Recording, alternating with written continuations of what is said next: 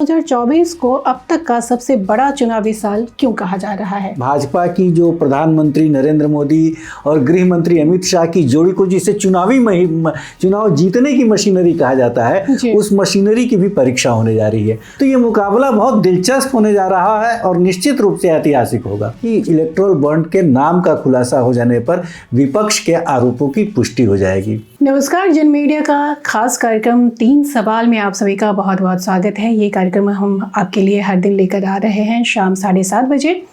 आज दूसरा एपिसोड है और आज के इस कार्यक्रम में हम देश और बिहार की राजनीति से जुड़े 3 सवाल करेंगे और सवालों का जवाब देने के लिए हमारे साथ मौजूद हैं बिहार और झारखंड के वरिष्ठ पत्रकार कमलेश जी, जो मुख्य पत्रकारिता में पिछले 35 वर्षों से काम कर रहे हैं। पत्रकारिता के अलावा कहानियाँ भी लिखते हैं। तो चलिए सवाल और जवाब का सिलसिला शुरू करते हैं।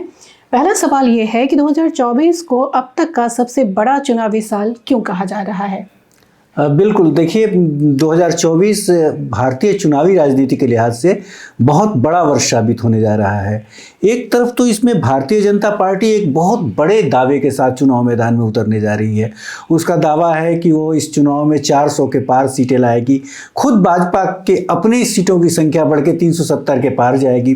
तो ये चुनावी वर्ष उसके दावों की परीक्षा करेगा और खासकर जिस भाजपा की जो प्रधानमंत्री नरेंद्र मोदी और गृह मंत्री अमित शाह की जोड़ी को जिसे चुनाव जीतने की मशीनरी कहा जाता है, उस मशीनरी की भी परीक्षा होने जा रही है।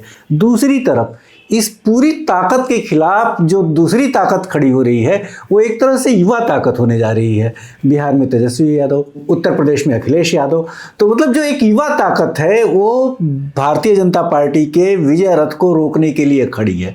तो ये मुकाबला बहुत दिलचस्प होने जा रहा है और निश्चित रूप से ऐतिहासिक होगा। जी, इसके अलावा भी सर दुनिया की आधी आबादी इस साल वोट करने जा रहा है और दुनिया के कई देशों में चुनाव होने वाले हैं। तो इसलिए 2024 को सबसे बड़ा चुनावी साल भी कहा जाता है। मैं एक और बात याद दिला दूं कि लगातार आधी आबादी के मतदान का प्रतिशत बढ़ता जा रहा है और वो अभी 67% तक चला गया है।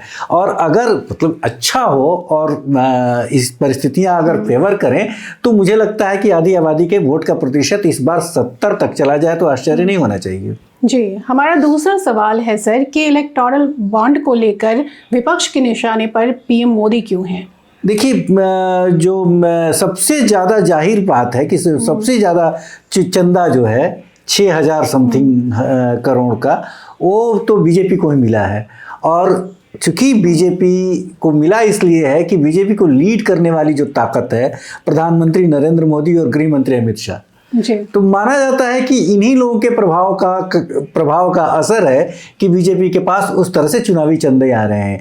चाहे वो जो आरोप लग रहे हैं कि जो रियायतें मिल रही हैं उद्योगपतियों को, उसके चलते मिल रही हैं। और दूसरी बात यह है कि हालांकि मिला तो कांग्रेस को भी है, चंदा दूसरे नंबर पर कांग्रेस ही है, लेकिन जो विरोधी दलों का आरोप है विभिन्न उद्योगपतियों को लेकर, तो ये माना जा रहा है कि इलेक्टोरल बॉन्ड के नाम का खुलासा हो जाने पर विपक्ष के आरोपों की पुष्टि हो जाएगी और इसीलिए हमारे प्रधानमंत्री नरेंद्र मोदी को निशाना बनाया जा रहा है। जी, आखिरी सवाल सर है बिहार से। बिहार में लोकसभा चुनाव को लेकर पूरे देश भर में अब कम ही समय बचे हुए हैं, लेकिन बिहार में चिराग पासवान, क्या वो अपने पिता की तरह प्रासंगिक है? देखिए, मुझे लगता है कि चिराग पासवान जी के पिता जो हैं रामविलास पासवान, बिहार की राजनीति में कभी भी उस तरह का फैक्टर नहीं साबित हो सके जिस तरह का फैक्टर राजद के राष्ट्रीय अध्यक्ष लालू प्रसाद या जदयू के तरफ से नीतीश कुमार जी थे।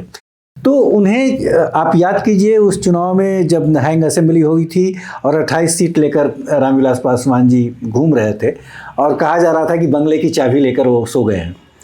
तो लेकिन इसके बावजूद उनकी ये विवशता रही कि वो या तो उन्हें अकेले चुनाव लड़ना पड़ा या किसी ने, मतलब हमेशा उन्हें किसी न किसी गठबंधन का आसरा रहा और वो इसलिए उनको मौसम विज्ञानी कहा जाता रहा है कि वो देख के तय करते थे कि किस गठबंधन की जीत होने वाली है। 4% वोट रामविलास पासवान के पास बिहार की हैं। तो इसी 4% वोट पर पशुपति कुमार पारस जी का भी दावा है और चिराग पासवान जी का भी दावा है। चिराग पासवान जी का दावा है कि चूंकि वो पारिवारिक विरासत उनके पास है, तो ये देखना होगा इस चुनाव में कि बिहार की जो जनता है वो पारिवारिक विरासत को ज़्यादा महत्व देती है या राजनीतिक विरासत को ज़्यादा महत्व देती है। गठबंधन में भी गठबंधनों अलग अलग गठबंधन जो है, एनडीए हो या यूपीए हो, किस विरासत को ज़्यादा महत्व देता है। अगर हाजीपुर की सीट चिराग पासवान को मिलती है, इसका मतलब है कि एनडीए जो पारिवारिक विरासत है उसको महत्व देता है। तो अभी ये क्लियर नहीं है, स्पष्ट नहीं है कि अगर राजनीतिक विरासत को महत्व मिलेगा तो पशुपति कुमार पारस जीतेंगे और पारिवारिक विरासत को महत्व मिलेगा तो चिराग पासवान की हैसियत एनडीए में बहुत अच्छी नहीं होने वाली है। तो ये थे 3 सवाल और 3 सवालों के जवाब दे रहे थे वरिष्ठ पत्रकार कमलेश जी। आपका बहुत बहुत शुक्रिया। देश और दुनिया की तमाम खबरों के लिए आप बने रहिए जन मीडिया के साथ। अगर आप ये वीडियो फेसबुक पेज पर देख रहे हैं तो हमारे पेज को लाइक और फॉलो जरूर कीजिए। यूट्यूब पर देख रहे हैं तो सब्सक्राइब कर दीजिए, साथ ही बेल आइकन भी दबा दीजिए ताकि हम जो भी वीडियो अपलोड करते हैं वो सीधा आप तक पहुंच सके।